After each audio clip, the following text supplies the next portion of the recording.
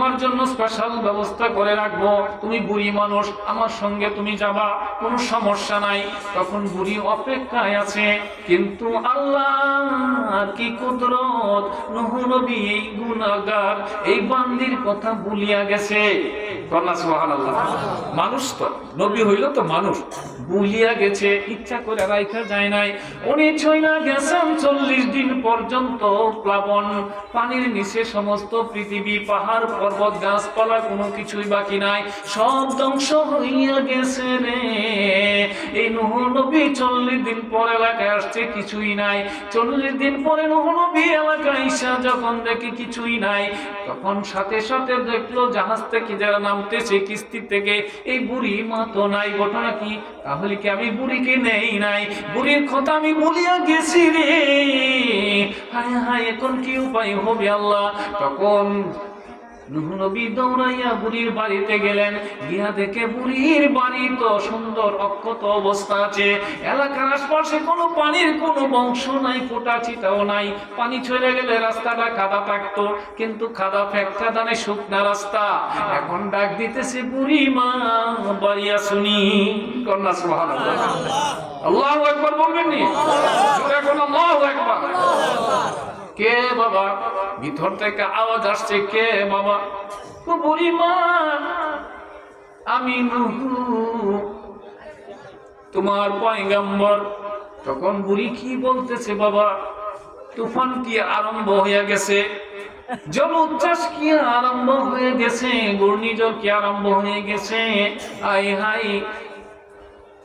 নূহ আলাইহিস সালাম সিজদায় পড়ে কান্দে, আল্লাহ সিজদায় পড়ে গেছে, আল্লাহ আমি কি ভুল করলাম? সমস্ত মানুষ আমি নিলাম, এই বুড়িকে তো আমি নিতে পারলাম না। আল্লাহ আমারে তুমি মাফ করে দাও। এই পানির মধ্যে সমস্ত পৃথিবী ডুবাইয়া দিছো, তোমার বান্দিকে তুমি কিভাবে তুমি হেফাজত করে রাখলে আল্লাহ? তার বাড়ির কাছে পানি আসে নাই। আল্লাহ ডাক দিয়ে কই, নূহ রে, ও নূহ, তুমি তোমার উম্মতকে ভুলা গেছো রে নূহ। আমি আমার বান্দিকে বলি না। নবী উম্মত ভুলা গেছে, কিন্তু কেমন মায়ার আল্লাহ, কেমন দয়ার আল্লাহ। আমার আল্লাহ তার বান্দাকে বলে না। আল্লাহু আকবার, জোরে কোন আল্লাহু আকবার। আমি আল্লাহ বলতে পারি নাই। দুনিয়ার মধ্যে যদি এমন হইতে পারে সমস্ত পৃথিবী পানি ডুবাইয়া দিছে, ধ্বংস করে দিয়েছে, কিন্তু বুড়ির বাড়িটাই পানি আসে না। আল্লাহ পারে কি না? তাহলে জাহান্নামের মধ্যে পারবে না? আগুনকে যদি বলে তুমি এদিকে আইসো না, পারবে কি না? পারবে। কোন পায় করে ব্যাপার? এই যে আমেরিকাতে জ্বলতেছে দাবানল, কি জানি 14-15 দিন হয়ে গেছে জ্বলতেছে। লাকড়ি একটু ভিজা হইলে আগুন জ্বলে না? জ্বলে। কিন্তু কাঁচা গাছ জ্বালায় দিতেছে। আল্লাহ পারে কিনা? ফাআলুল লিমা ইউরিদ, আমি যা ইচ্ছা তাই করতে পারি। এই জন্য বাবা আমল করতে হবে। কি আমলটা? ছোট আমল, বিসমিল্লাহির রহমানির রহিম। সন্ধ্যার সময় মাগরিবের পরে 19 বার, আবার ফজরের নামাজের পরে 19 বার। একটু যারা আছেন একটু মেহরবানি করে কাছে আসেন, আয়া দেখলে মায়া লাগে, শীতও কম লাগে। আসেন আসেন, ভালো লাগবে, ভালো লাগবে। আমাকে একটু সময় দেন, আমি কিশোরগঞ্জ থেকে আসছি, অনেক কষ্ট, অনেক দিন আগে আসছিলাম। আল্লাহ আবার রিজিক লেগেছে, এই জন্য আসছি। একটু বাবা কাছে কাছে আসেন, দেখবেন বরকত হবে এবং শান্তি লাগবে। আল্লাহ আল্লাহ, কাছে আসেন, কাছে কাছে। আল্লাহ আল্লাহ, আল্লাহ আল্লাহ, আল্লাহ আল্লাহ, আল্লাহ আল্লাহ, আল্লাহ আল্লাহ, আল্লাহ আল্লাহ, আল্লাহ আল্লাহ, আল্লাহ আল্লাহ, আল্লাহ আল্লাহ, আল্লাহ। এই মাঝের ফাঁকা জায়গাটা বন্ধ করে বসো। আল্লাহ আল্লাহ আল্লাহ, ফাঁকা জায়গাটা বন্ধ করেন। আল্লাহ আল্লাহ আল্লাহ, কষ্ট করেন, একটু কষ্ট করেন। আল্লাহ আল্লাহ আল্লাহ আল্লাহ আল্লাহ আল্লাহ লা ইলাহা ইল্লাল্লাহু মুহাম্মাদুর রাসূলুল্লাহ সাল্লাল্লাহু আলাইহি ওয়াসাল্লাম। আমাদের এলাকার একজন হুজুর ছিলেন দ্বীপেশ্বরী সাহেব, উনি বলতেন, ভালো তরকারি হইলে অল্প জালেই সিজে, জ্ঞানী মানুষ হইলে বাদান অল্প কথাই বুঝে। ক্ষেতের মতো ক্ষেত বাবা এক ক্ষেতাই হয়, বছরের খোরাক হয়, ফুতের মতো ফুট বাগান এক ফুটে হয়, বংশের মান রক্ষা হয়। হয় কিনা? হ্যাঁ, মানুষ অল্পই যথেষ্ট, বেশি লাগে না যদি কোয়ালিটি পারসন হয়। জ্ঞানী মানুষ হয়, অল্প দুসার জনই কথা বলে রাত্র পোহানো যায়। যায় কিনা? আর ওই যে ব্যাঙ্গের ছাতার মতো অনেক লোক লাফালাফি করে, নাচানাচি করে, দৌড়াদৌড়ি করে, খানাখানি করে, এই তো শ্রোতার আমার দরকার নেই। অল্প কয়জনই যথেষ্ট, কিন্তু কানাকানি লোকের কোনো প্রয়োজন নাই। এখানে মাহফিল আইসন এক হবে না যদি কানাকানি করে। অল্প সময়ের জন্য মনে করতে হবে আমি এখন মরে গেছি, আমি এখন কবরে আছি, তাহলে আপনার জীবনটা ধন্য হবে। আলহামদুলিল্লাহ। বিসমিল্লাহির রহমানির রহিম মনে আছে সবক? আমল। সারা জীবনে ওয়াজ শুনছেন, এখনো শুনবেন, আরো শুনবেন বাচ্চা থাকলে। আমলের ওয়াজ শুনতে হবে, আমল হলো মেন। বিসমিল্লাহির রহমানির রহিম সন্ধ্যার সময় কতবার? 19 বার। আবার ফজরের সময় 19 বার। শুনছেন তো? জাহান্নামের 19 জন দারোগার সাথে, ফেরেশতার সাথে আপনার বন্ধুত্ব হয়ে যাবে। আলহামদুলিল্লাহ। ফজরের নামাজের পরে আউযু বিল্লাহি মিনাশ শাইতানির রাজিম 10 বার। আমরা তরিকা বলতি মানুষ, আমাদের আমলের মেইন। নবীজিকে সাহাবীরা জিজ্ঞাসা করছিল, হুজুর শরীয়ত কি? উনি বললেন আশ-শারিয়াতু আকওয়ালি। আরেক সাহাবী কয়, হুজুর তরিকত কি? আত-তারিকাতু আমালি। নবীজি বললেন তরিকত হইল আমল, শরীয়ত হইল আমার কথা, আমি যে কথা বলতেছি সেইগুলা হইল শরীয়ত, আর আমি যেটা বলছি সেটার উপরে আমল করার নাম হইল তরিকত। কন্যা সুবহানাল্লাহ। তরিকত বুঝছেন তো? তরিকত খালি পীরের বাড়িতে উরসে যাও না, পীরের বাড়িতে গরু ছাগল নিয়ে যাও না। তরিকত হলো আমল। কন্যা সুবহানাল্লাহ। আত-তারিকাতু আমালি। এরপর আরো আছে, এদিকে আমি যাব না। মারিফাত, হাকিকত আরো আছে। আমি আলোচনা করতেছি আমল। আমল মানে তরিকত। শরীয়তটা পরিপূর্ণ হবে যখন আপনি তরিকতে আসবেন। তরিকতে না আসলে শরীয়ত কোনো বড় মৌলানার দ্বারা পরিপূর্ণ করা সম্ভব না। শরীয়ত পরিপূর্ণ হবে তরিকতের মাধ্যমে, যেহেতু আমল, আমল মানে তরিকত। আচ্ছা, সকালে ফজরের নামাজের পরে বিসমিল্লাহ বললেন, এখন আউযু বিল্লাহি মিনাশ শাইতানির রাজিম 10 বার। 10 বার যদি আপনি সন্ধ্যায় করেন, সারাটা রাত্র আপনি ঘুমাইলেন, শয়তান আপনাকে ধোঁকা দিতে পারবে না। কন্যা সুবহানাল্লাহ। শয়তান ধোঁকা দেওয়ার জন্য আছে কিনা? শয়তান ধোঁকা দিতে পারবে না। আবার ফজরের নামাজের পরে 10 বার পড়লেন, সারাটা দিন শয়তানের ওয়াসওয়াসা হইতে, কুমন্ত্রণা হইতে আল্লাহ আপনাকে হেফাজত করবেন। কন্যা সুবহানাল্লাহ। ইন্নাশ শাইতানা লিল ইনসানি আদুউম মুবিন। কোরআনের কথা। হ্যাঁ, নিশ্চয়ই শয়তান তোমাদের প্রকাশ্য শত্রু। শয়তানের শত্রু কিন্তু ভেরি সিরিয়াস। শয়তান এটা ছোটখাটো না। অস্ত্র দিয়া, গোলা বারুদ দিয়া, তীর কামান দিয়া শয়তানের হাত থেকে বাঁচা যাবে না। হে মানুষ, তুমি যদি শয়তানের ধোঁকা থেকে বাঁচতে চাও, আমি আল্লাহর কাছ থেকে হেল্প নাও। আমি আল্লাহর কাছে হেল্প চাও, সাহায্য চাও, আমি তোমাকে সাহায্য করবো। কন্যা সুবহানাল্লাহ। এই আউযু বিল্লাহি মিনাশ শাইতানির রাজিম কত সহজ। 10 বার পরে নেবেন। আমি কঠিন আমল বলতেছি না, একবারে সহজ কিন্তু ওজনে অনেক ভারী। সুবহানাল্লাহ। এখন আমল করলে কি পাবেন? আপনি যখন জান্নাতে যাবেন, বাবা, জান্নাতে গেলে আপনাকে পুরস্কার দেওয়া হবে। প্রতি কাজে কাজে যে মানুষগুলো বিসমিল্লাহ বলে, এখন দেখেন একটা যুগ আসছে, আপনাদের এলাকায় আছে কিনা জানি না, ওই যে ফার্মের মুরগি জবাই করে না, মুরগিগুলা বিসমিল্লাহ বলে না। বান্ডিল নিয়ে আমরা ঢাকা শহরে থাকি, এই যে নিয়ে পড়তেছে, বান্ডিলটার মধ্যে ফাড়া দিয়া ধরছে, একজনেই জবাই করতেছে, পূর্ব নাই, পশ্চিম নাই, উত্তর নাই, দক্ষিণ নাই, উপর নাই, নিচ নাই, সমানে জবাই করে দিতেছে। আর মুরগি একজনেই ধরছে, ধরিয়া জবাই করে করে দামের মধ্যে ফেলতেছে। আপনাদের এলাকায় তো নাও থাকতে পারে, বিসমিল্লাহ বলে না। আমি নিজে দ্বারা দেখছি, বিসমিল্লাহ বলে না। আপনি টাকাটা হালাল, রুজি আপনার হালাল, কিন্তু বিসমিল্লাহ না বলার কারণে এই মুরগিটা হারাম হইয়া গেল। আপনারা জ্ঞানী গুণী আছেন, বলেন বিসমিল্লাহি আল্লাহু আকবার না বলে যদি জবাই করা হয়, সেই জবাই করা জায়েজ হবে? হবে? কিন্তু আমরা বাজার থেকে বিসমিল্লাহ বলে না, ওযু নাই, গোসল নাই, এই লোকটা জবাই করতেছে, মুখটা পানিও লয় না, সন্দেহ আছে, সে জবাই করে দিচ্ছে। আমি হুজুর গাইতেছি, মৌলানা সাহেব গাইতেছে, পীর সাহেব গাইতেছে, ইমাম সাহেব গাইতেছে, মুয়াজ্জিন সাহেব গাইতেছে, আর দোয়া করতেছে আল্লাহ কবুল করো। বহুত ভাই, এত তো ডাকি, আল্লাহ তো শুনে না।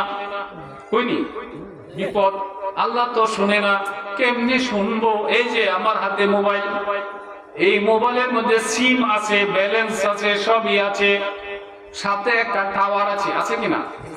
এলাকাতে টাওয়ার আছে।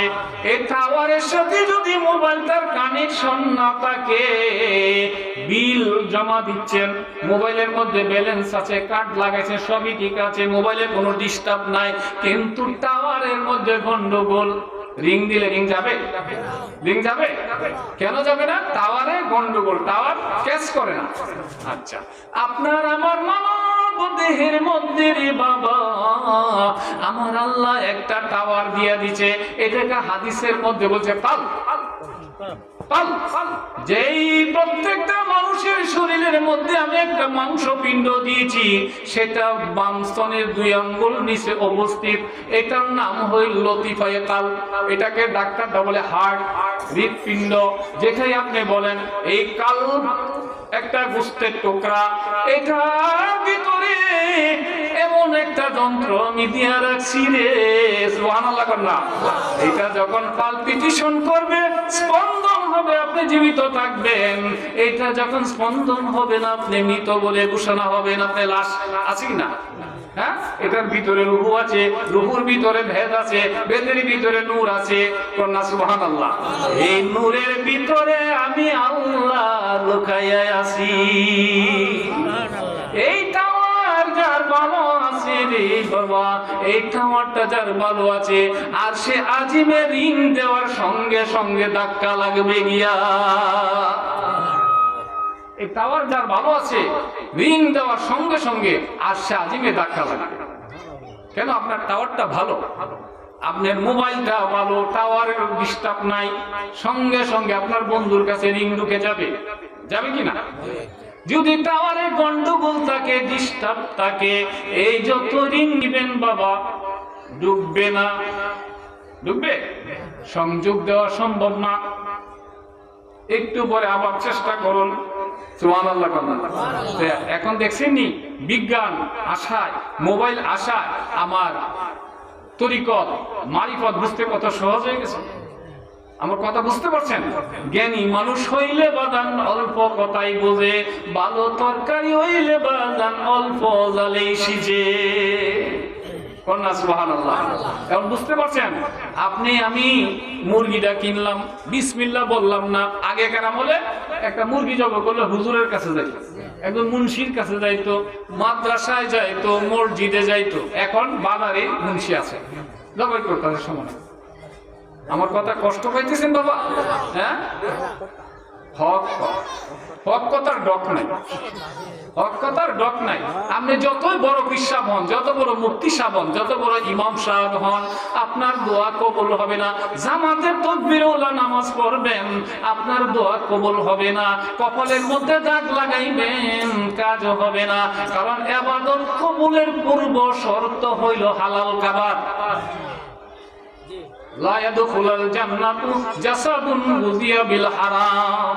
হাদিস শরীফ, যে দেহটা হারাম খাইয়া গঠিত হইছে, কোনদিন এই দেহ জান্নাতে যাবে না। আপনার টাকা তো হালাল, অলসতার জন্য কেন আপনি এটা করছেন? আপনি বাড়িতে আনেন, না নিজে বিসমিল্লাহ করে জবাই করেন, হ্যাঁ, অথবা এখানে বাবা তুমি না আমি জবাই করি, বিসমিল্লাহ। কি আল্লাহু আকবার। কুরবানির মাংস মজা বেশি লাগে কেন? হুজুর কুরবানির মাংস তো খুব স্বাদ। এটার কারণ কি? কুরবানির মাংস এই জন্যই স্বাদ, কুরবানির মাংস এখন হুজুর দিয়ে জবাই করা হয়, বিসমিল্লাহি আল্লাহু আকবার। আমার কথা বুঝতে পারছেন? আমার কথা যদি বুঝে হয় রাখুন, যেন বুঝে না হইলে ফালাইয়া দেন, যেন বাড়ির গিয়ে আকলের পাল্লা দিয়া মাফুন, যেন কন্যা সুবহানাল্লাহ দিয়া বিবেচনা করবেন বাড়ির গিয়া কথাটা কি বলছি। হ্যাঁ, কোরআন হাদিসের প্রয়োজন নাই, মানুষের জ্ঞানই যথেষ্ট। কন্যা সুবহানাল্লাহ। মানুষের ভিতরেই কোরআন, মানুষের ভিতরেই সবকিছু। আপনার যদি বিবেক থাকে, কোনোদিন পথভ্রষ্ট হওয়ার কোনো সম্ভাবনা নেই। আপনার মনেই বলবে এই জিনিসটা খারাপ, মনেই বলবে। আচ্ছা, যাই হোক, আমরা কি করবো এখন? সব কাজে বিসমিল্লাহ বলবো। যেই কাজে আমরা বিসমিল্লাহ বলবো সেই কাজটাই হবে বরকতময়, সেই কাজটার মধ্যেই হবে আনন্দ, সেই কাজটার মধ্যে হবে শান্তি। আপনি বিসমিল্লাহ কি ফল পাবেন? এই যে দেখেন, মাসকালের ডাল নিয়ে বসেন, বাড়িওয়ালা কিসের ডাল? মাসকালের ডাল আসেনি? মাসকালের ডাল আগে এক বাড়িতে ফাঁক হইলে সারা বাড়ির এলাকায় খবর হয়েছে। হ্যাঁ, এখন হাতের কাছে গ্রাম নিয়ে নাই কেন? সব কিছুতে বরকত নষ্ট হয়ে গেছে। আমরা জমি চাষ করতে বিসমিল্লাহ বলি না, হাল চাষ করতে বিসমিল্লাহ বলি না, রোপণ করতে বিসমিল্লাহ বলি না, সমস্ত কাজ থেকে বিসমিল্লাহ উঠে গেছে। বিসমিল্লাহ যেখানে, বরকত সেখানে। কুরবানির মাংস মজা, অন্য বলে এত মজা না, কারণ দেখে এই যে বিসমিল্লাহ নাই, এটা প্র্যাকটিক্যাল। আচ্ছা, বিসমিল্লাহির রহমানির রহিম বলে সব আমল করলেন, আপনি যখন জান্নাতে যাবেন, জান্নাতে যাবেন কিনা? ইনশাআল্লাহ। সকলেরই আশা করতে হবে আমি জান্নাতে যাব। জান্নাতে যখন যাবেন, জান্নাতের মধ্যে একটা পাহাড় হবে, এই পাহাড়টার নাম হবে, পাহাড়টার নাম হবে জাবালে রহমত। আপনারা পাহাড়টার নাম হবে জাবালে রহমত। জাবালে রহমত পাহাড়ের নাম শুনছেন নি? আরাফার ময়দানে একটা পাহাড় আছে, যে পাহাড়ের মধ্যে আমার বাবা আদম আলাইহিস সালাম কাঁদছিলেন। কন্যা সুবহানাল্লাহ। এই পাহাড়ের নাম হবে জাবালে রহমত। এই জাবালে রহমত পাহাড়ের